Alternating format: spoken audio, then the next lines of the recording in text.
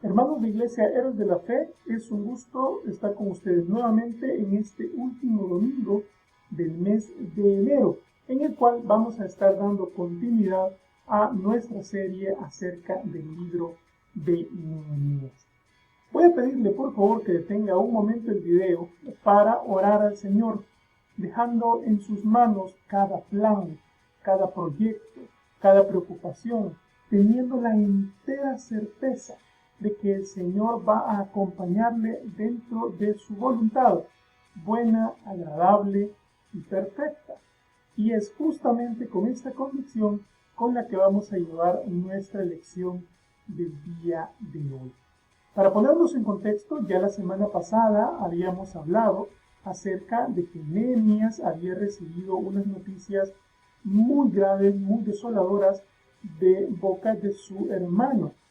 Este le había comentado que la población de Jerusalén se encontraba en una situación verdaderamente paupérrima, padeciendo grave pobreza, padeciendo grave hambre y, sobre todo, que la ciudad estaba completamente destruida, su muro derribado y sus puertas quemadas a fuego.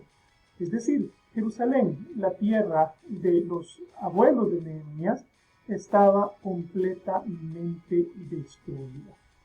Y Nehemías se siente muy mal, le causa muchísimo dolor y se postra delante de Dios, orando y poniendo su tristeza en sus manos, pidiéndole gracia delante del rey. No debemos olvidar que Nehemías es precisamente el copero de Artajerjes, monarca de Persia, que era el imperio que tenía dominio sobre muy buena parte del Oriente Medio y del Oriente Próximo, entre los territorios que estaba dominando a Jerusalén. Por lo tanto, podemos decir que Nehemías tenía una posición política muy importante, muy prominente, pero que, lejos de utilizarla para obtener algún tipo de beneficio, primero fue donde el Señor a orar, a pedir su dirección y a pedir gracia delante del gobernante. En ese contexto, entonces, vamos a encarar el capítulo número 2 de este libro.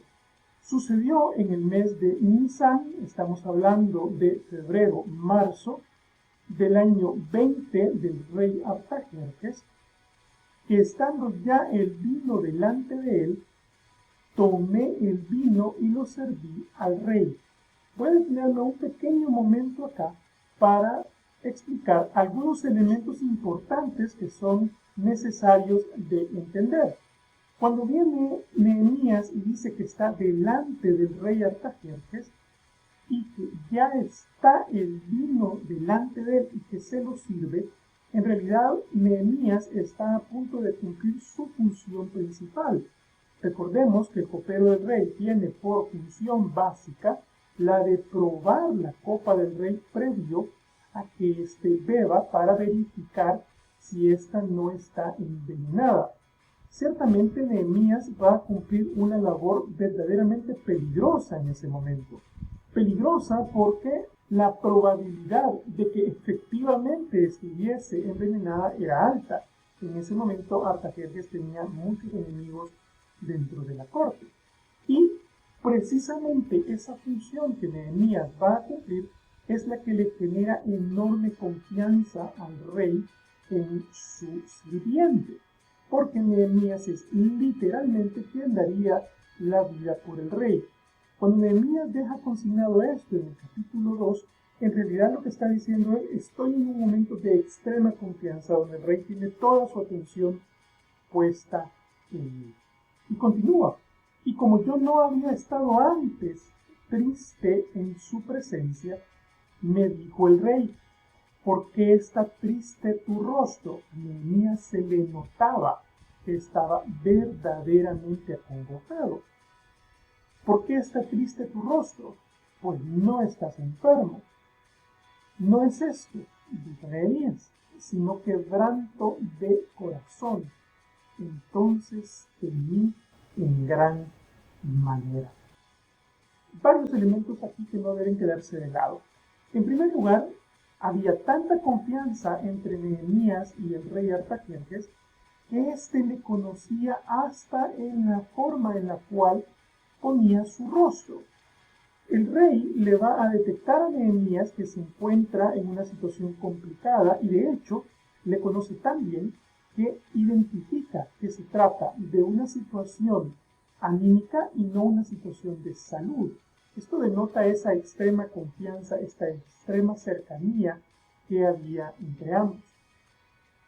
Nehemías entonces le explica que se trata de un quebranto de corazón. Y este quebranto de corazón era algo inusitado delante del rey. Y va a saltar a la vista una enorme pregunta. ¿Por qué temía Nehemías que el rey le viese triste? Pues resulta que el copero del rey tenía la obligación de presentarse a la corte con un ánimo excepcional. Si recordamos en la primera lección asociada a este libro, nos dimos cuenta que una de las funciones del copero del rey era el de estar en presencia de la corte real y que debía tener una excelente presentación personal. Ser un buen conversador, ser un buen anfitrión, es que el copero no podía presentarse triste. Pero además había una razón fundamental de carácter teológica del por qué el copero no podía presentarse triste. Y es que el copero debía irradiar salud para poder verificar que la copa del rey no tuviese ningún efecto mortal.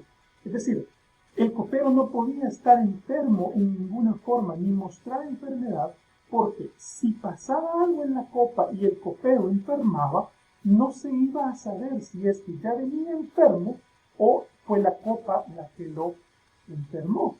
Entonces el copero del rey tenía que estar absolutamente siempre excepcional en su presentación, debía verse feliz, y esto no estaba pasando. Entonces, un copero triste era un copero enfermo en naturaleza y por consiguiente era un copero inútil. La enorme ventaja que hasta este momento Nehemías podía explotar era su posición delante del rey, y es por eso precisamente que Nehemías teme en el momento en el que el rey le identifica que está triste, precisamente porque está próximo a perder esa ventaja que en este momento le está permitiendo estar delante del monarca. Y dije al rey, continúa Nehemías, para siempre viva el rey. ¿Cómo no estaría triste mi rostro cuando la ciudad, casa de los sepulcros de mis padres, está desierta y sus puertas consumidas por el fuego? Y aquí voy a detenerme un momento para que veamos algunos elementos importantes. Nehemías, a pesar de ser un creyente completo en Jehová Dios, a pesar de ser un hombre piadoso, con un corazón entregado a la oración, que confía en que el Señor va a ser quien le dé la gracia, Nehemías además es un tipo muy astuto y sabe en presencia de quien se encuentra. Sabe que no puede llegar en ninguna condición de altanería ni en ninguna condición en la cual el rey pudiese repudiarlo. Respeta al rey, a pesar de que no tiene su confianza puesta en el rey, a pesar de que su confianza está puesta en el Señor. Nehemías respeta al rey y lo saluda con toda la dignidad. Y ahí va a iniciar el éxito de la ejecución del plan de Nehemías. Vamos a decir que su verdadero éxito inició en el momento en el que oró, pero cuando lo ejecuta, la dignidad que se pone delante del rey es precisamente un elemento que debemos comprender acerca de él. Y desde luego le da una explicación. Rey, ¿cómo no va a estar triste mi rostro si la casa de los sepulcros de mi padre está desierta y las puertas están consumidas por el fuego? Le plantea un carácter desolador de la situación y lo personaliza, porque no habla de la ciudad de Jerusalén, a pesar de que Artajerjes, como ya lo hemos visto antes, había sido criado por una madrastra judía que seguramente le había enseñado lo que significaba Jerusalén. Pero Nehemías apela a la personalización de lo que está sucediendo. Y me dijo el rey, ¿qué cosa pides? Y aquí viene quizás la parte más emblemática de lo que Nehemías hace. Entonces oré al Dios de los cielos. Nehemías venía de orar, y de orar mucho, meses de hecho. Nehemías tenía 3 meses puntualmente de estar orando por esto. Nehemías había orado mucho. Nehemías estaba ya ejecutando su plan. Pero antes de abrir la boca, antes de dar una respuesta, oró al Dios de los cielos. Nuevamente Nehemías nos da una lección grandísima de cómo ejecutar un plan en nuestra vida, de cómo debemos seguir el paso a paso. Y cuando Nehemías tiene que dar una respuesta, lo hace dirigida por el Señor. Y fíjense, solo después de haber orado, entonces responde. Y dije al rey, si le place al rey, y tu siervo ha hallado gracia delante de ti, envíame a Judá, a la ciudad de los sepulcros de mis padres, y la reedificaré. Varias cosas acá. Nehemías sigue tratando al rey con sumo respeto, con suma dignidad, a pesar de ser un rey ajeno, a pesar de ser un rey que alaba a otros dioses, lo sigue tratando con dignidad, lo sigue tratando con respeto. Y lo que le dice es, envíame a Judá. Fíjense, es muy importante darnos cuenta que Nehemías ha estudiado políticamente al rey. Sabe que pedirle ir a Jerusalén no sería algo que al rey le interese, porque de hecho para el rey Jerusalén es una ciudad más de las tantas que gobierna. Judá, en cambio, es la provincia que él va a reconocer, y es por eso que le pide ir a Judá. Y precisamente va a la ciudad de los sepulcros de sus padres, y fíjese bien, aquí hay un elemento que no debemos perder de vista. Nehemías tiene ya trazado un objetivo claro. Va a exponerle al rey muy específico lo que va a hacer. Déjame ir y voy a reedificar la ciudad. Y como tiene un objetivo claro, y como tiene un objetivo ya trazado, entonces el plan cae por su peso. Evidentemente el rey sabe perfectamente a qué atenerse. Nehemías en ningún momento se encuentra improvisando. Nehemías ha orado a Dios, ha pedido dirección y ha puesto su plan en ejecución con la ayuda del Señor.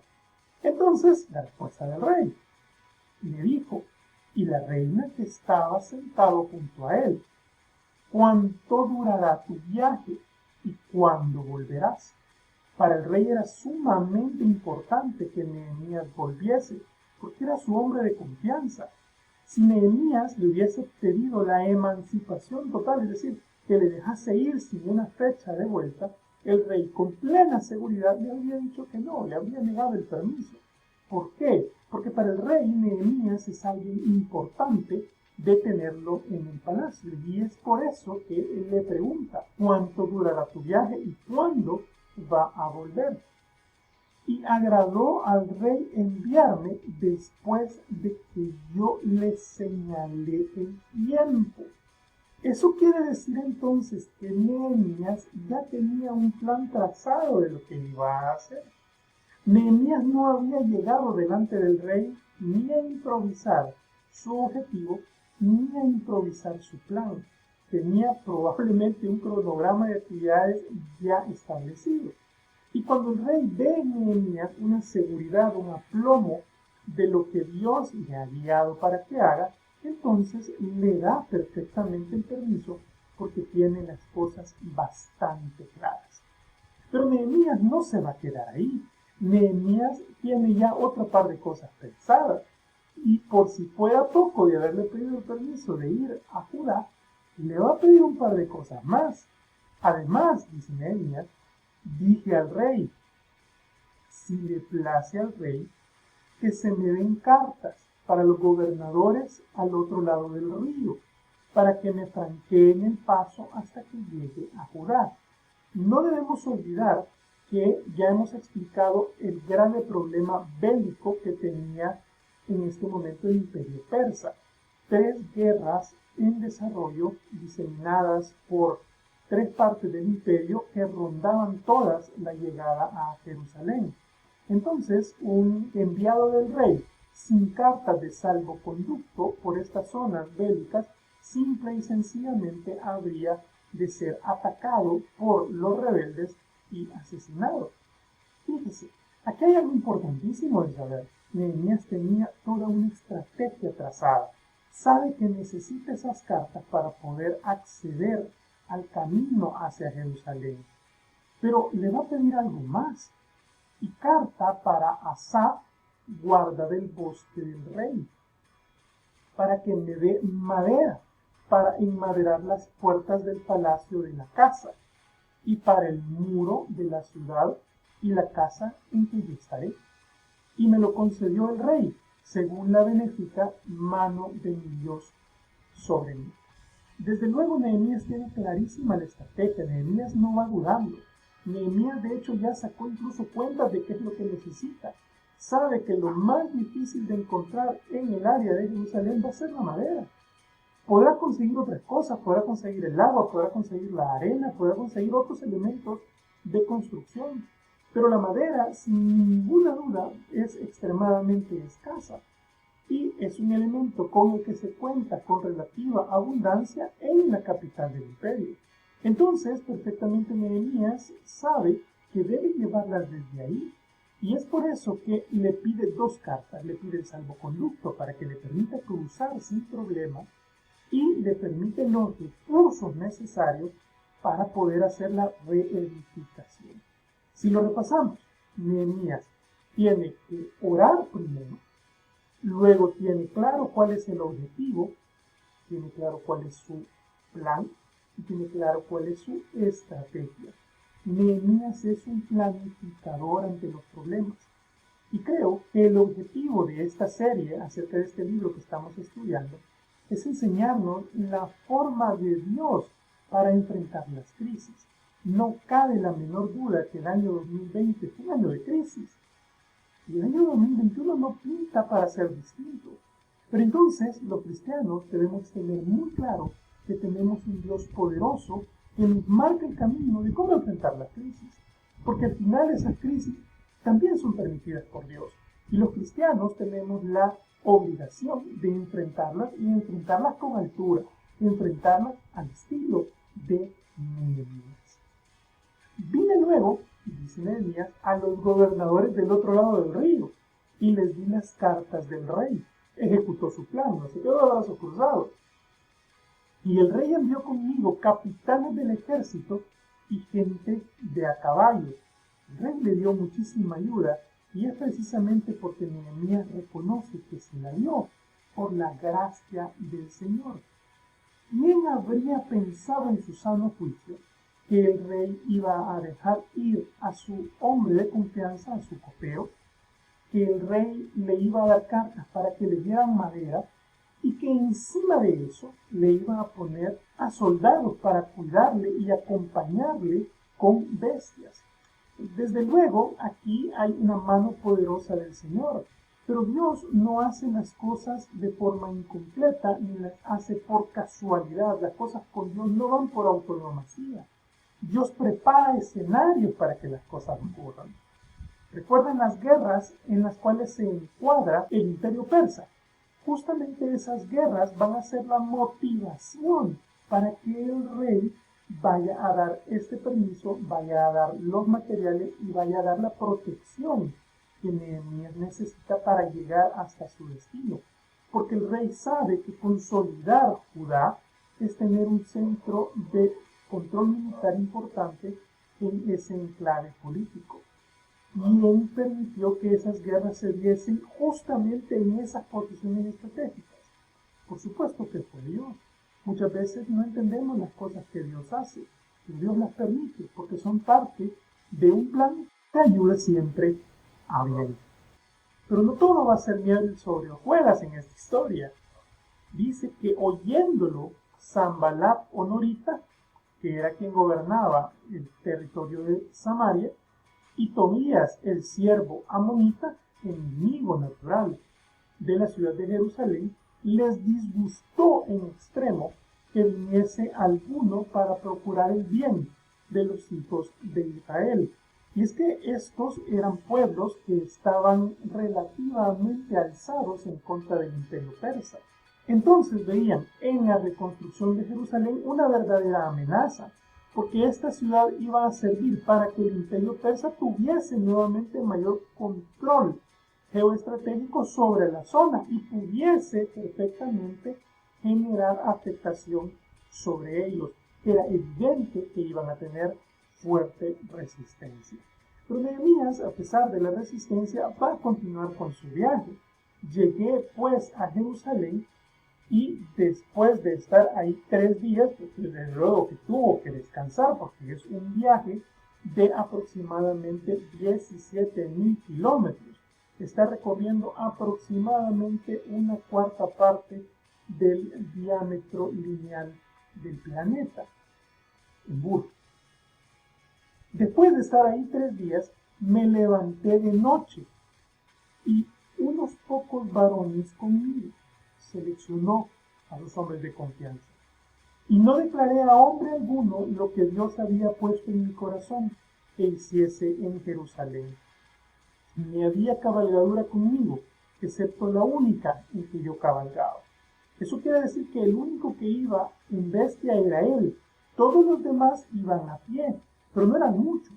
Eran sus hombres de confianza, probablemente los que le iban a cuidar. ¿Por qué salir de noche? ¿Y por qué mantener ese sigilo? ¿Por qué no decirle a nadie? Porque Nehemías lo que quería era tener éxito. Y si empezaba a repartir el plan y si empezaba a contarle a todos lo que iba a hacer, pues simplemente no iba a hacer nada. Aquí perfectamente cabe aquel adagio de que el que come en silencio come 2 veces. Y ciertamente es una enseñanza que Nehemías nos va a dejar. Nuestros planes, nuestros proyectos, si están acompañados por Dios, no necesitan de ningún otro acompañamiento, más allá de lo que el Señor nos ponga en nuestros corazones. Pero es que además Nehemías estaba haciendo una tarea sumamente estratégica. Nehemías estaba saliendo de noche e iba a recorrer puntos estratégicos para determinar cuál era la situación real, porque es que a Nehemías solo le habían contado. Nehemías desde luego confiaba en su hermano porque era quien le había dado el informe, pero Nehemías, para poder trazar un plan específico de reconstrucción, necesitaba ver los pormenores, necesitaba planificar detalles, y esta es nuevamente una de esas lecciones que Nehemías nos va a dejar en este pasaje bíblico. Bien, es muy importante que comprendamos que Nehemías salió de noche por la puerta del valle hacia la fuente del dragón y la puerta del muladar. Ciertamente, Nehemías había estudiado la ciudad, se había informado, pero recordemos que Nehemías no había nacido en Jerusalén. Nehemías había nacido en otra parte, en Susa, en la capital del imperio. Nehemías estaba al servicio del rey persa. Eran sus padres los que conocían la ciudad. Y como Nehemías supo cuál era la puerta del valle, cuál era la puerta del dragón y cuál era la puerta del muladar. Evidentemente Nehemías se había rodeado de gente que sabe lo que estaba haciendo. Es evidente que entre esos pocos hombres que Nehemías hace que le acompañen en esa noche, están personas capacitadas, personas competentes, personas comprometidas con la causa de Nehemías. ¿Por qué no se hizo acompañar del primero que encontró? Evidentemente Nehemías buscó hermanos que conociesen, hermanos que le ayudasen, hermanos que le infundiesen confianza. En la vida cristiana entonces tenemos que aprender que estar rodeado de la gente correcta siempre va a ser importante. Y continúa el relato. Y observé los muros de Jerusalén que estaban derribados. y sus puertas que estaban consumidas por el fuego. Esto quiere decir que su hermano definitivamente no le había mentido. Pero Nehemías, a pesar de corroborar in situ que no le habían mentido, va a continuar con su inspección porque es que realmente le interesa saber cuál es el estado real de las cosas. Pasé luego a la puerta de la fuente y al estanque del rey, pero no había lugar por donde pasase la cabalgadura en que iba. Eso quiere decir que había un desastre por completo. Realmente ni siquiera el caballo podía andar sobre los escombros, porque es que el desastre era demasiado grande. Nehemías entonces, pues se baja del caballo y continúa a pie. Y subí de noche por el torrente y observé el muro, y di la vuelta, y entré por la puerta del valle, y me volví. Y no sabían los oficiales a dónde yo había ido, ni qué había hecho, ni hasta entonces lo había declarado yo a los judíos y sacerdotes, ni a los nobles y oficiales, ni a los demás que hacían la obra. ¿Por qué era tan importante el silencio de Nehemías? Porque es que Nehemías llegaba con una firme convicción de reconstrucción, pero esto solo podía pasar si tenía un plan claro, un plan trazado, y que se distanciase, se diferenciase de lo que habían venido realizando en décadas. Hay que recordar que previo a Nehemías ya habían otros contingentes de judíos que habían viajado a la ciudad desde Susa, con permiso del rey Artajerjes en este caso, y de su padre en el caso anterior, que habían tenido la empresa de reconstruir, pero que lo habían hecho sin éxito. De hecho, continuaban las obras. Si vemos el final del versículo 16, habla de que había gente haciendo obras, pero es que esas obras no habían funcionado. Nehemías quería hacer algo completamente distinto, porque si seguimos haciendo las mismas cosas que no han funcionado, el resultado va a ser siempre el mismo. Y Dios había dirigido el corazón de Nehemías a trazar un plan que cambiase por completo la mentalidad de aquellos que estaban trabajando. Les dije, pues, vosotros veis el mal en que estamos, que Jerusalén está desierta y sus puertas consumidas por fuego. Venid y edifiquemos el muro de Jerusalén y no estemos más en oprobio. Les está diciendo ya a toda la multitud. Son palabras bonitas, palabras motivadoras, palabras que probablemente cayeron muy bien. Pero lo que realmente va a cambiar la mentalidad del pueblo judío, lo que realmente les va a dar el empuje para emprender esto con verdaderos planes, va a ser la declaración de Nehemías acerca de cómo la mano de Dios había sido buena sobre él, así como las palabras que el rey le había referido en cuanto a su salida. Va a dar testimonio de lo bueno que es Dios, y va a hacer esto lo que haga un cambio. Y dijeron, es decir, la multitud, levantémonos y edifiquemos.